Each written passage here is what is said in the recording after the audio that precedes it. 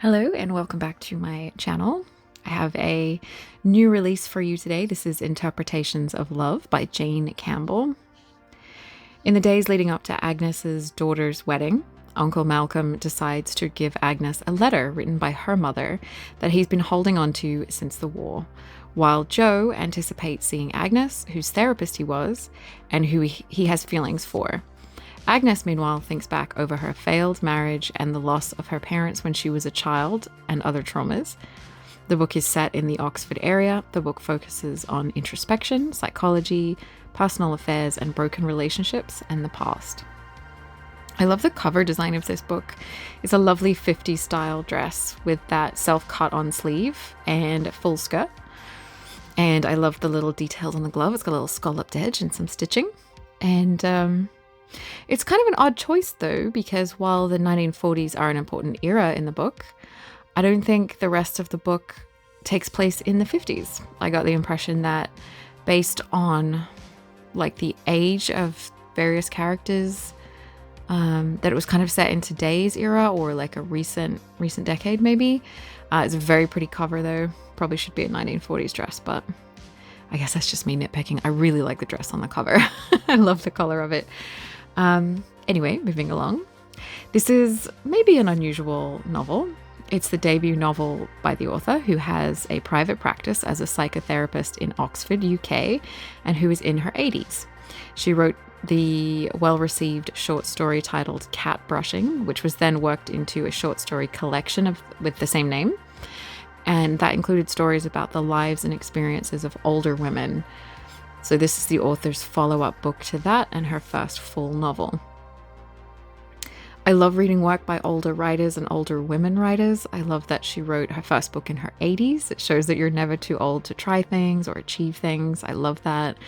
I also think that characters of this age group are often very poorly written and sort of misunderstood. They are often either decrepit and doddering, or the other way, and they're overly cute and sort of chipper, and it can be a little patronizing, a little unrealistic, and I think we don't get a lot of their perspective and view of life, which I think is very valuable. It's so important to have all different views of life, and also I think as we are all, everybody ages, I think it's so good to read things about people that are perhaps older than you in life and have different life experiences. And I don't know, I just think we don't hear from that sphere very much.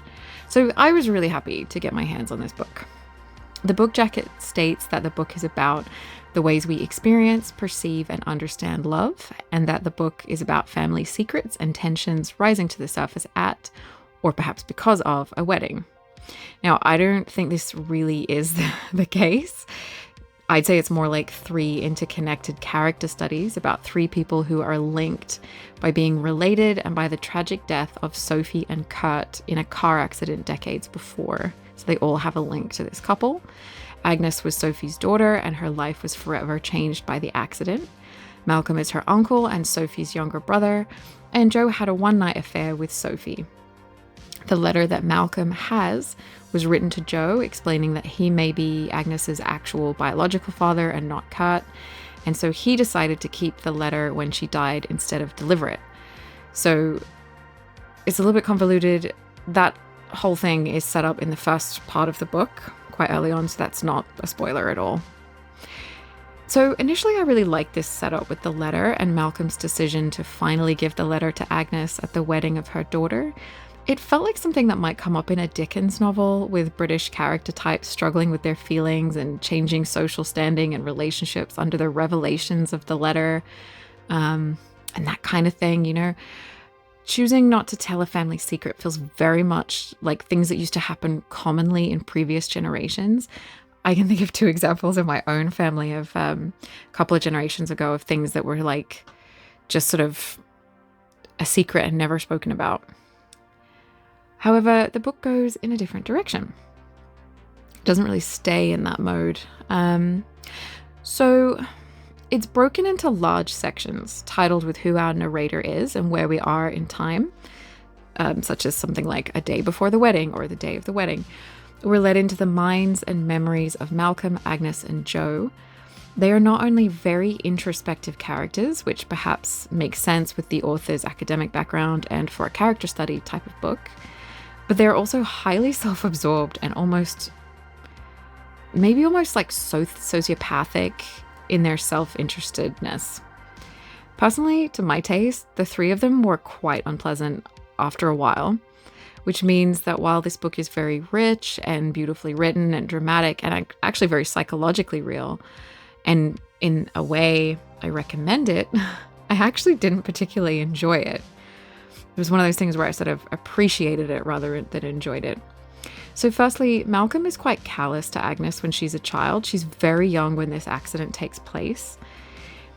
He likes her when she's happy and he gets to enjoy her very childlike, or she is a child, innocent nature. But he basically shuns her and pushes her away when she's confused and grieving the sudden loss of her parents.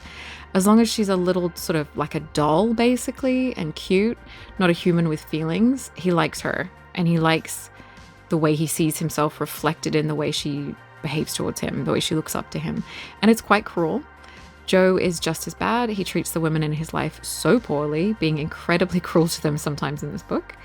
There's a moment where he sees his spouse blossom in a social setting, but doesn't quite make the connection that this shows that he's been sucking the life out of her. He has frequent affairs. Everyone in this book is constantly having affairs. So apparently that is not something that stops well into your later life. Jo sees nothing wrong with being in love with his patient, who is Agnes. As her therapist, he's putting himself first, which is so unprofessional. It's so icky because he's old enough to be her father, and we know as readers that he may actually be her father.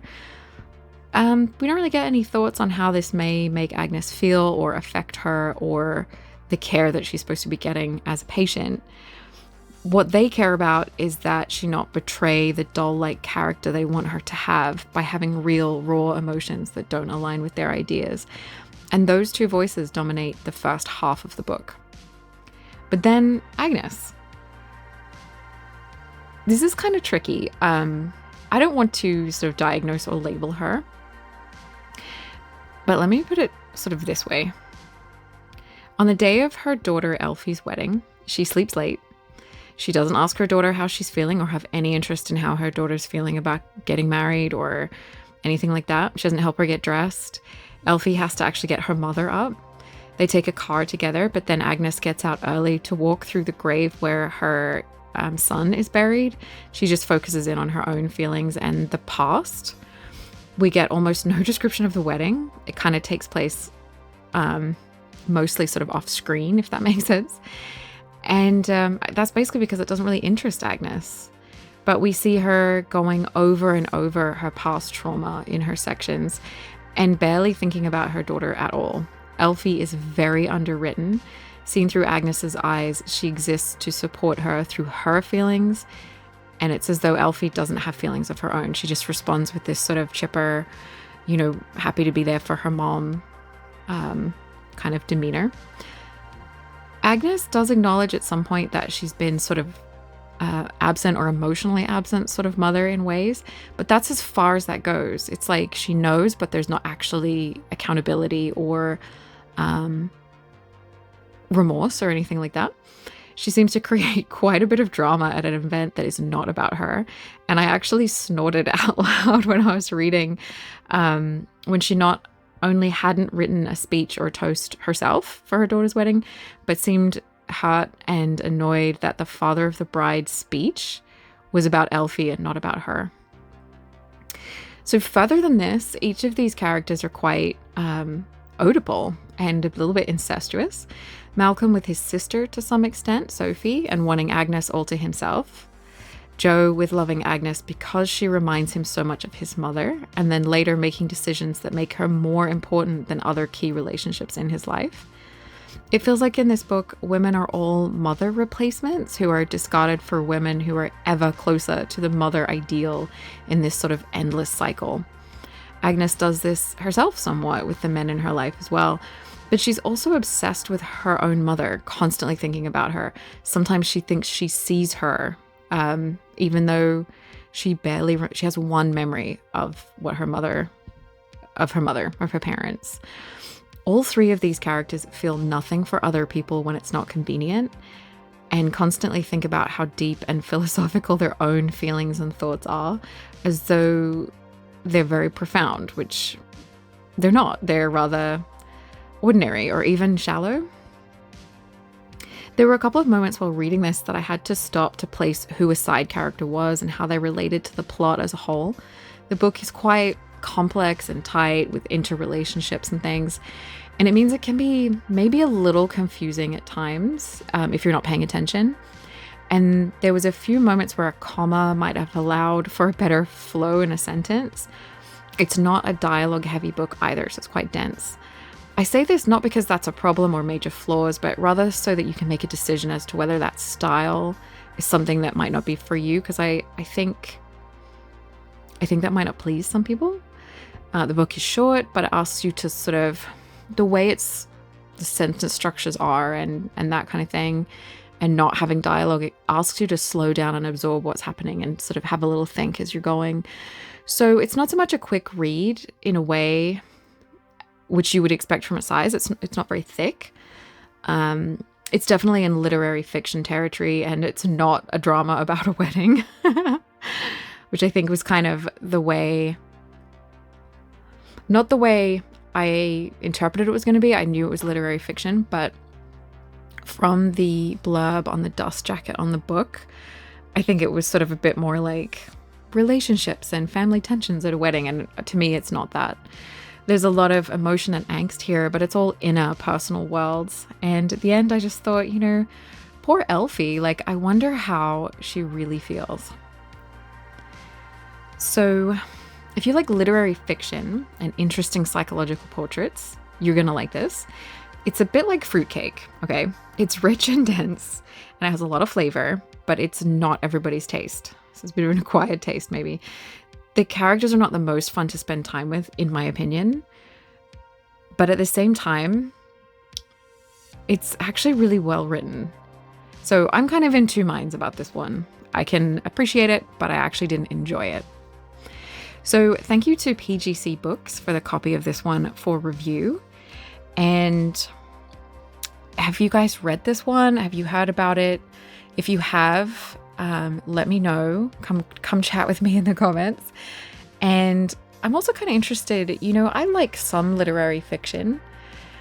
Do you guys love literary fiction? Is there something that you hate about it or that puts you off it? Or do you like character-driven or plot-driven kinds of books? Yeah, I kind of want to know what you guys think about stuff like that. So please let me know in the comments and we can have a little chat there. And thank you for watching. You can check out some of my other videos. I also have another channel and socials, so you can find links below if you want more of that. And if you want to hang out again, remember to like and subscribe. And you can always leave a comment, let me know what you thought, or let me know what else you might want to see. Thank you.